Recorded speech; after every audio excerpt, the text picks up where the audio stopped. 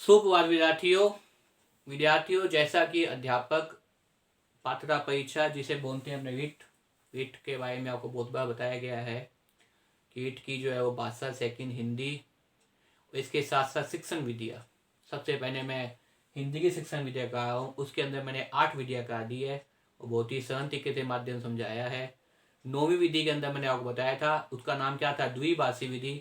और द्विभाषी विधि के अंदर क्या था, एक बालक को अध्यापक के द्वारा एक साथ 2 भाषाओं के शब्द इकट्ठे करते हुए वाक्य बनाकर जब समझाया जाता है तो छात्र क्या है, कम समय के अंदर 2 भाषाओं का ज्ञान भी सरलता है सीख जाता है। इस प्रकार की विधि क्या कहती है, द्विभाषी विधि कहती है।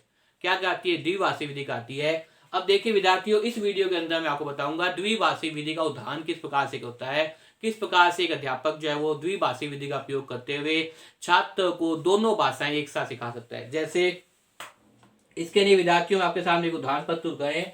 जैसे एक उदाहरण है, एक बालक को यह सबक सिखाना है। आपने कौन सा सबक सिखाना है,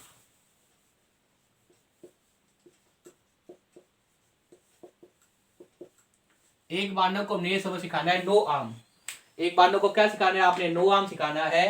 एक बालक को नो आर्म अंग्रेजी में सिखाना है, तो निम्न प्रकार से उसका क्या व्यवहार करना पड़ेगा। सबसे पहले तो क्या लेना पड़ेगा, उसे इस प्रकार से लेना पड़ेगा कि इस प्रकार से आपने क्या करना है, उस बालक को नो आर्म सिखाना है। तो सबसे पहले तो आप क्या लिखेंगे उसके अंदर,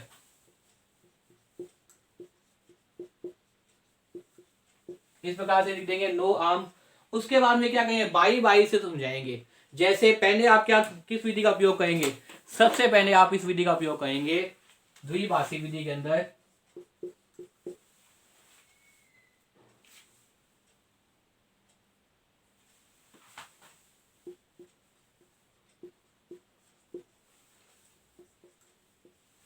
एक तो हिंदी का शब्द और एक अंग्रेजी का शब्द। आपने अध्यापक ने छात्र को नो आर्म सिखाना है द्विभाषी विधि से।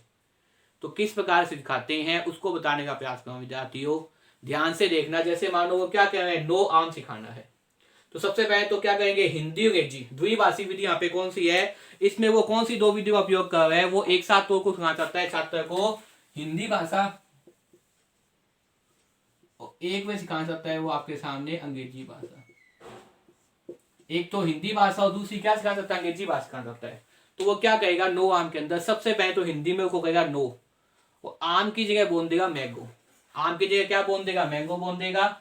उसके बाद में क्या कहेगा, वो थर्ड स्पेट के अंदर क्या कहेगा, इस प्रकार से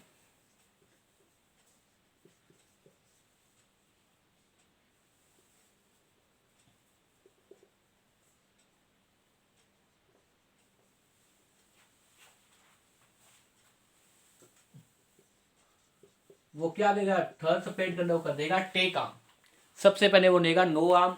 नो आम के बाद दूसरे स्टेप में क्या कहेगा, वो नो और आम को अंग्रेजी में बताएगा मैंगो। तीसरे स्टेप में क्या कहेगा, वो नो की जगह कहेगा टेक और मैंगो की जगह देगा आम। तो इस प्रकार से देखिए दोनों भाषाएं वो सिखा है। और अंतिम जो प्रयास होगा उसमें क्या कर देगा, वो अंतिम प्रयास के अंदर वो लिख देगा इसके अंदर से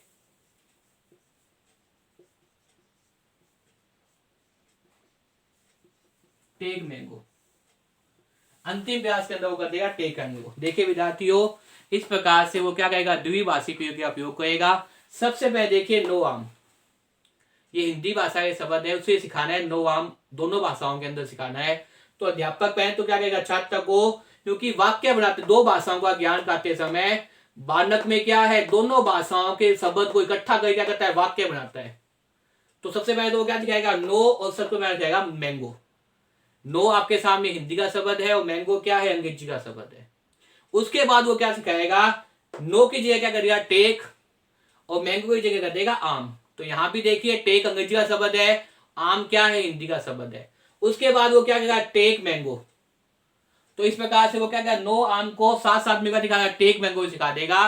तो बच्चे को कौन सी द्विभाषी याद हो जाएगा, बच्चे को समझ में आ जाएगा कि हमने क्या करना है, इस प्रकार से जो है द्विभाषी विधि का उपयोग करना है। अगर हिंदी में कहेगा तो क्या कहेगा, नो आम कहेगा। अगर वो हिंदी में कहेगा नो आम कहेगा, और अगर अंग्रेजी में कहेगा तो क्या कहेगा, टेक मैंगो कहेगा। अगर वो हिंदी में कहता है तो क्या कहेगा, हिंदी में तो कहेगा आपके सामने नो आम, और अंग्रेजी में कहेगा वो क्या कहेगा, टेक आम। देखिए विद्यार्थियों, नो आम को अंग्रेजी में सिखाने के लिए द्विभाषी विधि का उपयोग करेगा। सबसे पहले वो नो आर्म के अंदर क्या कहेगा, सबसे पहले विधि के अंदर प्रयोग करते समय वो नो और आर्म को जगह क्या लिख देगा, मैंगो लिख देगा। दूसरी विधि के अंदर वो टेक कर देगा, उस मैंगो का कर देगा आम। अंतिम विधि के अंदर वो क्या कर देगा, टेक मैंगो कर देगा। इस प्रकार से विद्यार्थी को क्या दिखाएगा, वो द्विभाषी विधि के अंदर उदाहरण समझा देगा। उदाहरण का नाम क्या है, नो आर्म। देखिए यह विधि उस समय भी उपयोगी होती है जब एक वक्ता और श्रोता के समूह में दोनों की भाषा अलग अलग हो। यह जो अपने द्विभाषी विधि है, द्विभाषी विधि के नाम बताऊं विद्यार्थियों। द्विभाषी विधि उस समय भी उपयोगी होती है जब एक वक्ता और श्रोता समूह में दोनों की भाषा अलग अलग हो। एक वक्ता और श्रोता के समूह में दोनों की भाषा क्या हो, अलग अलग हो। तो वक्ता के विचारों को श्रोता तक पहुंचाने के लिए, तो वक्ता के विचारों को श्रोता तक पहुंचाने के लिए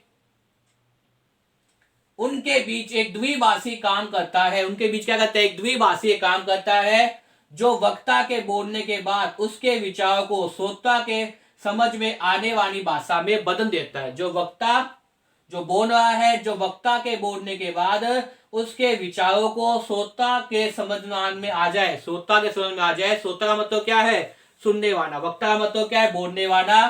आगे आने वाली भाषा में बदल देता है। देखिए द्विभाषी विधि के नाम बता रहा हूं। द्विभाषी विधि के अंदर यह विधि उस समय भी उपयोगी होती है जब एक वक्ता और श्रोता समूह में दोनों की भाषा अलग अलग होती है। जब एक वक्ता